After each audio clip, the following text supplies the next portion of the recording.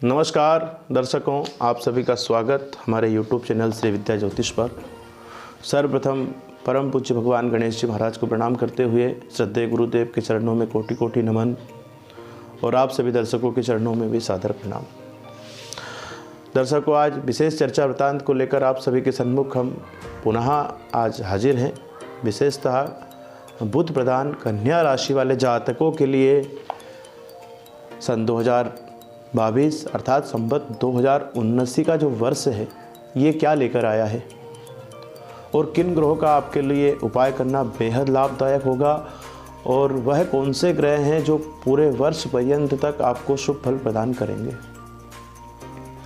ये बेहद ही खास जानकारी को लेकर आप सभी के सन्मुख हम नए विषय के साथ में आज हाजिर हैं। दर्शकों, सर्वप्रथम हम बात करेंगे बुध प्रधान कन्या राशि की। कन्या राशि वाले जातकों के लिए बुध ग्रह का शुभ होना बेहद लाभदायक होता है। बुध ग्रह अगर आपकी जन्म पत्रिका में शुभ स्थिति को नहीं है तो आपको कई प्रकार के रोग हो सकते हैं, कई प्रकार की चिंताएं हो सकती है, मानसिक पीड़ा हो सकती है, बुद्धि, विद्या, विवेक आदि कई प्रकार की समस्याएं आपके जीवन में जन्म ले सकती है अगर बुध ग्रह शुभता को प्रदान नहीं है तो। ऐसी स्थिति में दर्शकों, सर्वप्रथम हम बात करेंगे यह बुध ग्रह किन लोगों के लिए कारक होते हैं। कूटनीतिज्ञ, तार्किक, महान प्रतिभाशाली लोग, ज्योतिषी, लेखक, संपादक, प्रकाशक, युक्ति कुशल, पंडित, वैज्ञानिक, गणितज्ञ, व्यवसायी, अध्यापक, चिकित्सक, इंजीनियर, अकाउंटेंट, बैंकिंग संबंधी कार्य से जुड़े हुए लोगों के लिए बुध ग्रह का शुभ होना बेहद ही लाभदायक होता है। अगर बुध ग्रह आपकी जन्म पत्रिका में शुभ स्थिति में नहीं है तो इन कार्यों से जुड़े हुए लोगों को अपने व्यापार से, अपने कार्य से अधिक शुभता देखने को नहीं मिलती है या फिर कार्य में सफलता प्राप्त नहीं होती है। हम सोचते हैं कि कितने दिनों से हम इस कार्य के लिए मेहनत कर रहे हैं, इस कार्य में लगे हुए हैं, फिर भी हमें सफलता नहीं मिल रही है। ऐसी स्थिति में बुध ग्रह का शुभ होना बेहद लाभदायक होता है। बुद्धि, विद्या, विवेक, वाणी इन सबको भी बुध ग्रह देने वाले होते हैं। बुध ग्रह की अशुभता में कई प्रकार के रोग भी हो सकते हैं, विशेषतः श्वेत कुष्ठ, गुल्म रोग। इसके बाद में आपको यहाँ से हो सकता है त्वचा संबंधी रोग। बुध ग्रह इन रोगों का प्रतिनिधित्व करते हैं, अर्थात इन रोगों से अगर आप प्रभावित हैं तो आपको बुध ग्रह की स्थिति को देखना बेहद ही जरूरी हो जाता है। बुध ग्रह अगर आपकी जन्म पत्रिका में शुभ नहीं है तो यह सब स्थिति निर्मित हो सकती है। अर्थात बुध ग्रह को प्रसन्न करने के लिए आपको भगवान गणेश जी की आराधना करना बेहद लाभदायक होगा। दर्शकों, आप सभी के मध्यस्थ हम आज लेकर आए हैं कन्या राशि जो बुध ग्रह से संबंध रखती है और बुध ग्रह की प्रधान राशि है। बुध ग्रह मिथुन और कन्या राशि का प्रतिनिधित्व करते हैं, अर्थात मिथुन और कन्या राशि के बुध ग्रह स्वामी हैं। दर्शकों, सर्वप्रथम बात करना चाहेंगे आप सभी के सन्मुख हम वार्षिक फल के विषय में। बुध ग्रह के विषय में हमने बताया बुध ग्रह के लिए अगर इन कार्यों से जुड़े हुए लोगों को सफलता नहीं मिल रही है जो यहाँ से हमने वर्णन करें तो निश्चित रूप से मान लीजिए बुध ग्रह आपकी स्थिति में जन्म पत्रिका में शुभता को प्रदान नहीं है या फिर कमज़ोर स्थिति में है। बुध ग्रह को बलवान करने के लिए भगवान गणेश जी की आराधना करें। प्रतिदिन भगवान गणेश जी को दुर्वा अर्पण करें। दर्शकों, हम बात करेंगे विशेषतः संवत 2079 सन 2022 में बुध ग्रह से संबंधित कन्या राशि का क्या फल निर्मित होगा। दर्शकों, वार्षिक फल का निर्णय देवगुरु बृहस्पति गोचर ग्रह स्थिति के आधार पर किया जाता है। देवगुरु बृहस्पति, शनि, राहु, केतु इनका गोचर आपके लिए पूरे वर्ष पर्यंत कैसा रहेगा, इनकी स्थितियों को देखकर पूरे फल का कथन किया जाता है पूरे वर्ष भर का। दर्शकों, आप सभी के सन्मुख हम यहाँ से सर्वप्रथम बात करेंगे देवगुरु बृहस्पति की जो अभी तक 20 नवंबर 2021 तक आपकी जन्म पत्रिका के पंचम भाव में अपनी नीचस्थ राशि मकर में विराजमान थे। ऐसी स्थिति में आपको पंचम भाव संबंधित शुभ फल प्रदान नहीं हो रहे थे, अर्थात आपको बुद्धि, विद्या, विवेक, संतान से जुड़े हुए कार्य में सफलता प्राप्त नहीं हो रही थी, क्योंकि देव गुरु बृहस्पति मकर राशि में नीचस्थ स्थिति में विराजमान थे। देव गुरु बृहस्पति का 20 नवंबर 2021 के बाद कुंभ राशि में गोचर हुआ है और 12 अप्रैल 2022 तक यह कुंभ राशि में गोचर करेंगे। कुंभ राशि आपके षष्ठम स्थान में होती है कन्या राशि वाले जातकों के लिए। अगर देवगुरु बृहस्पति आपकी जन्म पत्रिका में शुभ है, बलवान स्थिति में है, तो आपको कई प्रकार के शुभ फल प्राप्त हो सकते हैं, और अशुभ स्थिति में जन्म पत्रिका में भी है और गोचर की स्थिति भी उनकी अधिक शुभता को नहीं दर्शाती है। देवगुरु बृहस्पति का षष्ठम स्थान में गोचर विशेषतः रोग, शत्रु, चिंता, व्यसन, ऋणत्व, व्यापार संबंधी बाधाएं, ये सब उत्पन्न करा सकते हैं। अर्थात शुभ है तो आपको शुभ फल प्राप्त होगा आपकी जन्म पत्रिका में, परंतु गोचर की ग्रह स्थिति उनकी शुभ नहीं है। ऐसी स्थिति में आपको पति पत्नी में अनबन भी हो सकती है, पति पत्नी के स्वास्थ्य में अस्वस्थता भी देखने को मिल सकती है। परस्पर जो आपके संबंध है उनमें भी मतभेद हो सकता है। विशेषतः शत्रु भय, व्यापार से हानि होने की संभावनाएं भी यहाँ पर निर्मित हो रही है। देवगुरु बृहस्पति का आपकी जन्म पत्रिका के षष्ठम स्थान में गोचर अति शुभ पुण्य फल देने वाला नहीं है। दर्शकों, आपको देवगुरु बृहस्पति की आराधना करना बेहद लाभदायक होगा। वर्ष के प्रारंभ में ही आप देवगुरु बृहस्पति की आराधना करें, और देवगुरु बृहस्पति अगर आपकी जन्म पत्रिका में निर्बल स्थिति में है तो आपको देवगुरु बृहस्पति का रत्न पन्ना भी धारण कर देवगुरु बृहस्पति का रत्न पुखराज भी धारण करना बेहद लाभदायक होगा। देवगुरु बृहस्पति के अमृत में दृष्टि होती है, अर्थात जहाँ जिस स्थान पर बैठते हैं वहाँ तो शुभ फल प्रदान नहीं करते हैं, परंतु जहाँ वह देखते हैं वहाँ निश्चित रूप से शुभ फल प्राप्त होता है। देवगुरु बृहस्पति की पंचम पूर्ण दृष्टि आपकी जन्म पत्रिका के 10वें स्थान पर है और सप्तम पूर्ण दृष्टि द्वादश भाव में है, अर्थात आपको द्वादश भाव संबंधित, दसम भाव संबंधित और द्वितीय भाव में भी उनकी नवम पूर्ण दृष्टि है, अर्थात ये 3 भाव से शुभ फल प्राप्त होंगे।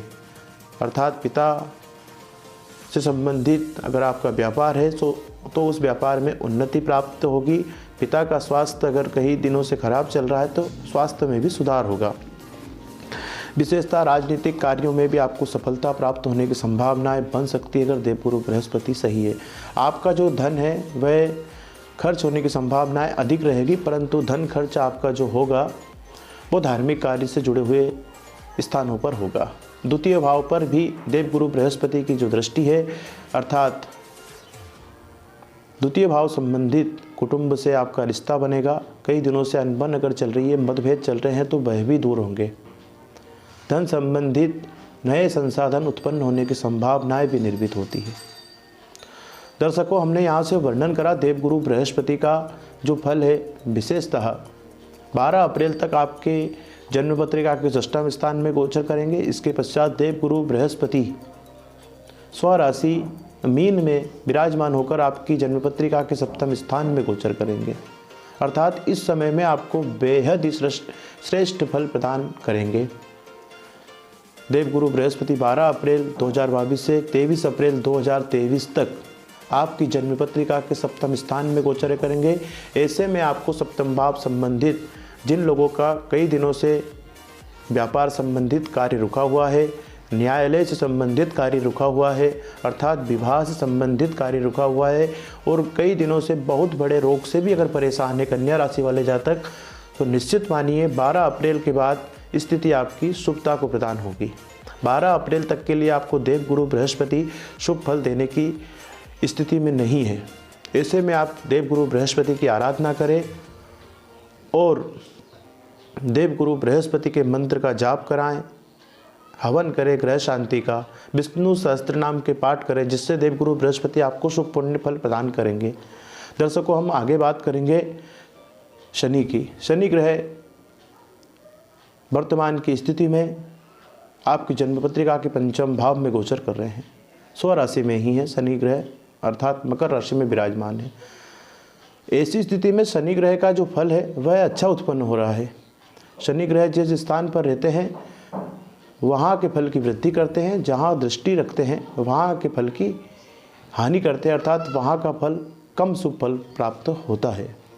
दर्शकों, शनि ग्रह की 3 दृष्टि होती है, तृतीय, सप्तम और दशम।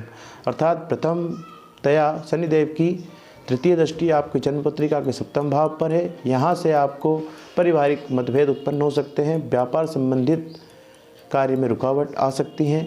सप्तम पूर्ण दृष्टि आपकी जन्म पत्रिका के एकादश भाव पे है। आय संबंधित संसाधनों में भी कहीं ना कहीं रुकावट देखने को प्राप्त हो सकती है और भाई से विशेषता आपका यहाँ पर वैर हो सकता है, अर्थात शत्रुता हो सकती है। दशम पूर्ण दृष्टि धन भाव पर है। धन से जुड़े हुए आपके जो संसाधन हैं, व्यापार से जुड़े हुए जो संसाधन हैं, उनमें भी शनि ग्रह से संबंधित शुभ फल प्राप्त नहीं होगा। दृष्टि से संबंधित अर्थात शनि ग्रह के लिए आप भगवान हनुमान जी की आराधना करें, जिससे शनि ग्रह आपको शुभ फल प्रदान करेंगे। दर्शकों, शनि ग्रह आपके जन्म पत्रिका के आधार पर 29 अप्रैल से 12 जुलाई तक षष्ठम स्थान में गोचर करेंगे।